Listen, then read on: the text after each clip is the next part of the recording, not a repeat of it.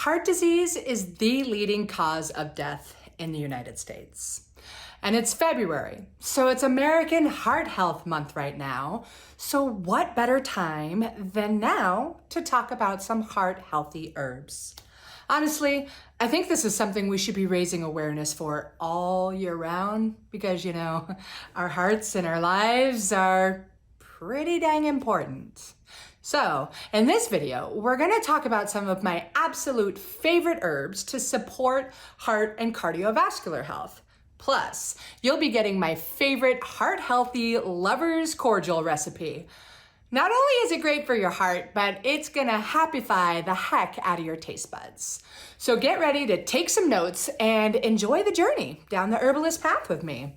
Ooh, and don't forget to subscribe to my channel if you love learning about using herbs in a safe, effective, and usually pretty darn tasty way. Subscribe button's right there.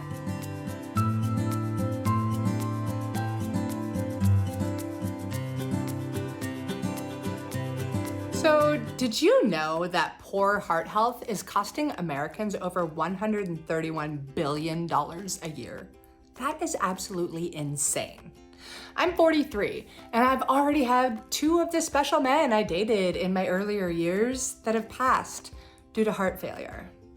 And I'm so sorry to say that another person from my life just passed away 2 weeks ago from heart failure. And while their hearts fail, mine and all of their other loved ones break. It's really sad and it's devastating. And when you recognize that heart disease is the leading cause of death in the United States, it's clear we need to step it up in a lot of different ways when it comes to heart health. So needless to say, this topic really hits home for me. And while there are many things you can do to improve your heart and cardiovascular health, such as getting adequate exercise and eating a proper diet rich in colorful, fiber-rich foods and less of the bad ones, there are also some really beneficial plants to help you along your way. In fact, this is a question I get often. What herbs do I take for XYZ heart and cardiovascular conditions? So while I go through this podcast, please know that it is extremely important for you to work with your doctor or your healthcare provider. I'm not here giving you healthcare advice. What works for one person may not be what works for you. So that being said, I am going to speak about the herbs that I know to be the most effective while also being the safest herbs I know. And be sure to stick around for my super duper yummy heart healthy recipe that you are going to love. Anyways, the first herb that I wanted to talk about today is one that you most likely have sitting right around your house right now. And oftentimes, those are the best herbs for us to go to. And this one is also one of the most impressive herbs out there when it comes to your heart and cardiovascular health. Yet few people even think of it as such. It's garlic.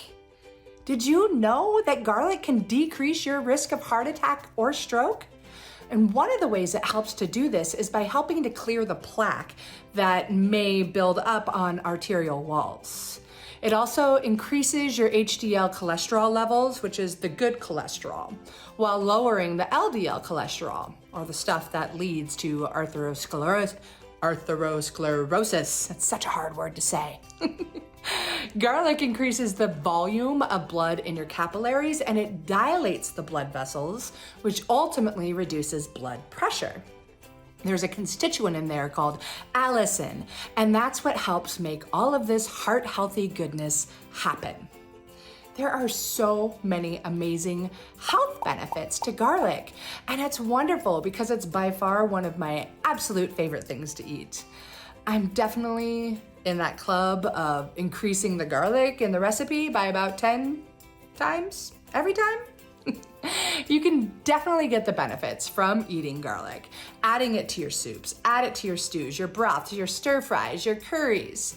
But to get the maximum amount of health benefits from garlic, it's best to eat it raw. I know, You may be thinking, there is no way in heck I am going to eat raw garlic or get anyone in my house to eat raw garlic either. But you might want to know my secret way of eating raw garlic and actually liking it. You ferment it in honey. It's a super simple process. You just add raw peeled garlic cloves to some honey, allow it to sit and ferment, then you get to eat those big chunks of delicious garlic and love it. If you want that exact recipe, you can head over to grab my cold and flu busters in your kitchen cabinet guide at theherbalistpath.com/cold flu busters. It'll be linked below as well. I shared that recipe and like 11 or so other really great recipes of the medicines in your kitchen cabinet. So another way I love to get raw garlic inside of me is by eating the whole cloves that have been pickled. You know the ones I'm talking about, the ones hanging at the bottom of the pickle jar? Yeah, those ones. They're so darn yummy. I should probably just like pickle a bunch of garlic alone, sans the pickles, but I like pickles too. Anyway, garlic is the jam. And if you don't think so, you might just want to stop listening to this show and listen to someone else, because I don't know if you and I can be friends anymore. Okay, I kid. I am absolutely a to each their own kind of lady, and we can still be friends. So let's move on to the next amazing herb for heart and cardiovascular health.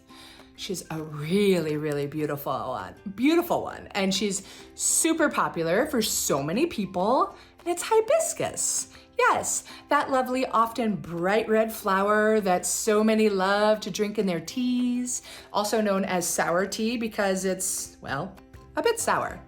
I use it in my Hibiscus Heart Song blend for its heart-healthy properties and its delicious taste, only I balance that bitterness with some other heart-happifying and nerve-calming herbs to make it even tastier, minus so much bitterness. Anyways, those heart-healthy properties, that's what we're here for, right? Well, hibiscus has been shown some great promise for helping to reduce harmful cholesterol levels. There was a study done in 2009 with 53 diabetic women, and it showed that drinking 1 cup of hibiscus tea per day for 1 month lowered their LDL cholesterol by 8% and raised the good HDL cholesterol by 14.9%. Wow, I think those are some mighty impressive results just for sipping a tasty cup of tea, yeah? But wait, there's more. Not only can hibiscus improve cholesterol health with a simple cup of tea, it can also help to lower blood pressure. If these incentives aren't enough to drink some tasty hibiscus tea, I don't know what the heck is. Though, I gotta admit it, I mean, I'm honestly not the hugest fan of the sour taste of hibiscus, but I do love it when it's mixed with lemon balm and lemon verbena and a bit of the super tasty circulatory stimulant cinnamon, like in my Hibiscus Heart Song blend. Yes, I may be biased, but it's just a darn good tea. I will link to it in the show notes for you. Another heart-healthy herb that's probably on the top of my list and is also in my Hibiscus Heart Song blend is Hawthorn. I've got this major love affair with this beautiful shrubbery and the medicine that it creates. It's the Crataegus species, so there are many hawthorn trees you can get the medicine from, and it's one of the best herbs out there for toning the heart muscle and the cardiovascular system. It's the first herb I think of when it comes to almost anything related to heart health. It's generally regarded as safe, so it's grass, though if you are dealing with heart health conditions, it is very important that you work with your doctor.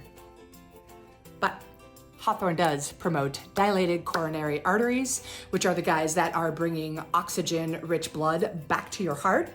It's also shown to increase the strength of the muscle contractions of the heart as it pumps, while also decreasing blood pressure and ultimately protecting against heart failure. It's also been shown to help with irregular heartbeat and really so much more. The list is long, really long. But I do need to iterate again that your heart health is incredibly important. And while these plants are amazing and so powerful, it's so important for you to work with your physician when dealing with any heart condition. And I know I say that a bunch, but I really mean it. So let's hop back over to the Hawthorn note. One of the other things that I really love about Hawthorn is that it opens the heart to the giving and receiving of love. And it can be really helpful when somebody is dealing with a grieving heart. It is an absolutely gorgeous shrubbery, and they're pretty abundant as well. Okay, so we've covered a few of my favorite herbs when it comes to improving heart and cardiovascular health. Now, let's chat about that awesome heart healthy recipe that I told you about. This is a really tasty recipe. I love to make it around Valentine's Day, and I call it a lover's cordial. Cordial, not cordial. It's super tasty and it's great for a healthy heart. It will even help get the blood pumping to those really important places you might want blood flowing to more when you're with your lover, if you know what I mean. Anyways, you can make it any time of year. You're gonna make it with 2 parts of hawthorn berries, 1.5 parts hawthorn leaf and flower, 1.5 parts of damiana leaf, 1 part blueberries, 1 part cinnamon chips or sticks or powder, and 1/2 part of rosebuds and or petals. You're gonna put all of those inside of a clean glass jar. You're gonna fill it about 1/2 to 3/4 full with herbs and pour some brandy over the top until the jar is almost full. Then you're gonna cap it, you're gonna label it, don't forget to label it. Then you're gonna put it in a cool, dark place, shake it with love, lots and lots of love every single day. Let it sit for 2 to 6 weeks. And when it's done sitting, you're gonna strain it and then place it into another clean jar or bottle. Maybe add some honey for some sweetness and some extra love, and then share it with someone you love. I really hope you try it out. And if you do, leave me a comment below and let me know what you think. I really think you're gonna enjoy the heck out of this drink. So, those are just a few of the herbs that I'm super grateful to have in my medicine and food cabinet at the ready as I need them. I think that's one of the things that's so beautiful about plant medicine is you can use these plants for so many different ways and you can keep learning about them in so many different ways. So I hope you enjoyed this. Ooh, and I'm on TikTok these days, guys. I thought it was totally for the kiddos, but I have been having an absolute blast sharing herbal tidbits and things like that. I hope you find me over there at Herbalist Path. And I want to thank you so much for tuning into this with me. And if there's something you want to hear about in future videos, reach out to me and my team and let me know. And if you really, really, really love this stuff, be sure to hit that subscribe button and share this with your friends. Until next time, have an absolutely beautiful day. And don't forget to get outside and play.